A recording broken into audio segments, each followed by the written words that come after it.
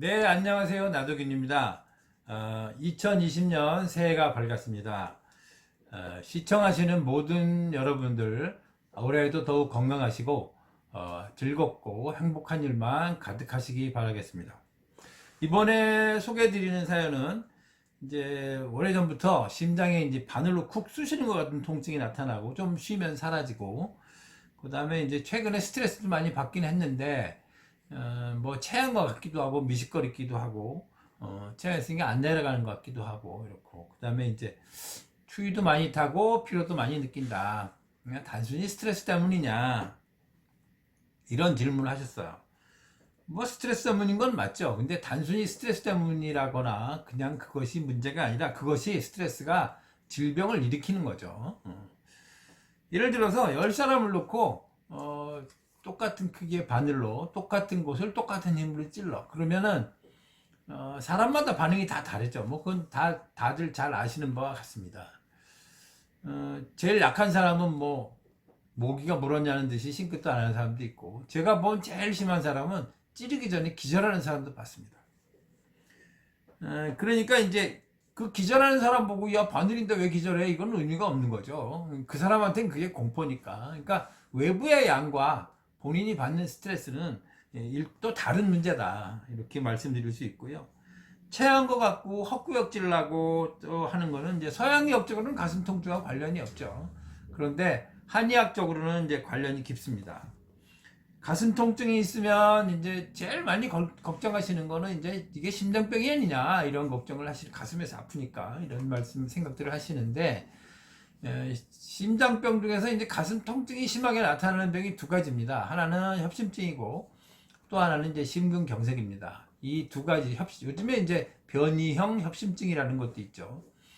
이 협심증과 심근경색 두 가지 병을 허혈성 심질환이라고 얘기하기도 하는데, 심장 근육에 피가 부족해서, 허혈이라는 건 이제 피가 없다는 소리 아닙니까? 피가 부족해서 생기는 것이다.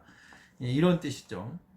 이 협심증은 이제 심혈관이 좁아져서, 예를 들면 이제 운동을 하거나 흥분하거나 할 때 심장이 막 빨리 뛸 때, 심장이 빨리 뛰면 심장이 일을 많이 하니까 혈액 공급도 많아져야 되는데 혈관이 좁아져서 필요한 만큼 충분한 혈액을 공급하지 못하는 겁니다.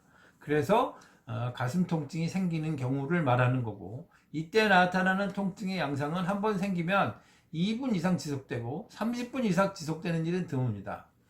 그리고 쉬면 사라지는 거고요.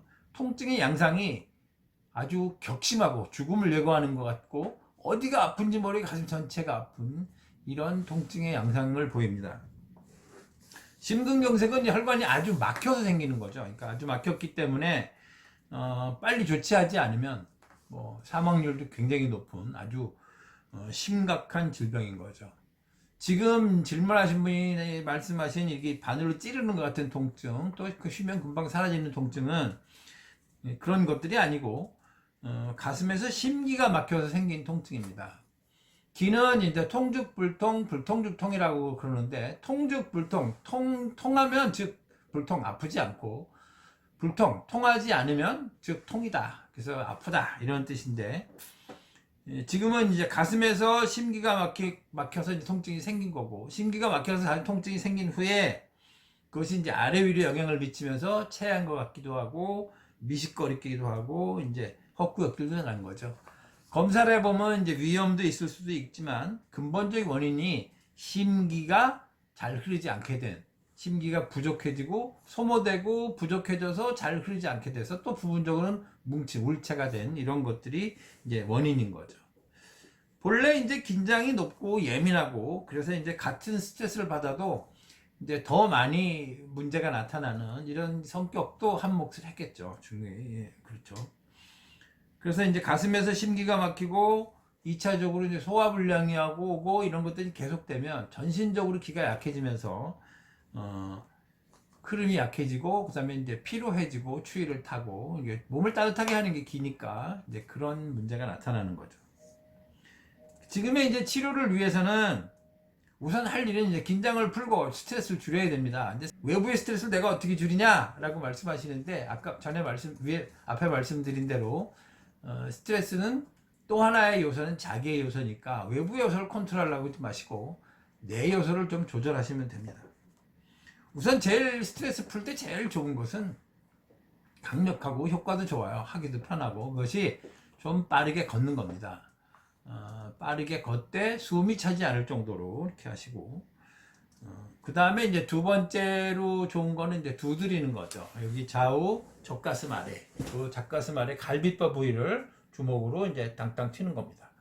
여기 쳐주면 여기가 울려요. 명치 여기서 오목가슴이라는데 고기가 이제 통통 울리는데 그게 막혀서 울리는 겁니다. 자꾸 치면 트림 나면서 풀리고 그렇게 됩니다. 그러니까 자꾸 쳐주시면 좋고요. 그 다음에 거울 보고 미소 짓는 연습을 하시는 게 좋습니다. 미소 지을 때는 미소 지라고 제가 말씀드렸더니 입만 이렇게 웃으시는데 그러지 마시고 눈도 웃어야 됩니다. 그래서 마음이 웃어야 되니까 실제로 자꾸 연습하시면 웃어집니다. 그렇게 하시고 잘 웃으면 몸이 확 풀리는 느낌을 받을 수 있습니다. 물론 몇 달 연습하셔야 됩니다. 금방 되진 않으시고 이렇게 해서 한 달 정도에 걷고 두드리고 웃고 하는 걸 한 달 정도 좋아지지 않는다. 그러면 이제 본인이 하실 수 있는 범위를 좀 초과한 겁니다. 한의원에 나와서 좀 더 전문적인 치료를 받으셔야 되고 그렇다고 해서 본인이 하는 걷고 두드리고 웃는 것은 계속 하셔야 되는 겁니다. 그래서 그건 유지요법으로 하는 거고 그걸 초과했으니까 이제 전문적인 치료를 좀 받는 거고 이렇게 됩니다. 네, 이상 나도균이었습니다.